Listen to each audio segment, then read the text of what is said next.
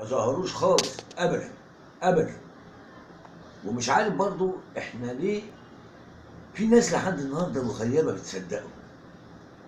ده انا شفت صوره اللي يمكن عرضتها لكم في الاول وبعرضها تاني اهي. الصوره دي كانت يوم 25 ابريل 2016. ست طيبه من ولاد البلد زي امي، ست محترمه حطت البياده على دماغها. رمز الايه؟ رمز للجيش، رمز للجيش اللي بيشون الارض وبيشون العرض، واللي الاخوان الكلاب واتباعهم من ستة زفت ابليس ومن الاشتراكيين الزفت الثوريين والتيار الشعبي بتاع عم حمدين الكذاب بيهاجموا الجيش على طول الخط.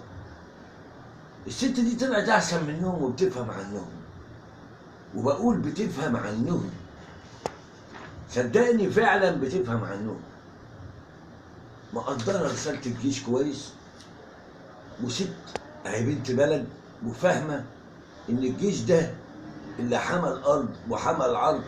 وبتقدر الرئيس السيسي، يمكن معلقه صوره على صدرها صوره السيسي، فاهمه ان الراجل ده في يوم من الايام ما بيلوش مطامع شخصيه.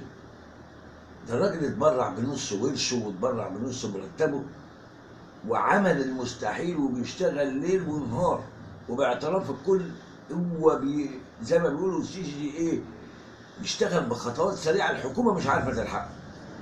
ليل ونهار شغال. عمل السياسه الخارجيه بتاعت مصر اتحسنت وبقت افضل من الاول 20 مره. وشفنا كتير قوي من رؤساء العالم جم هنا مصر، اخرهم الرئيس الفرنسي شفنا.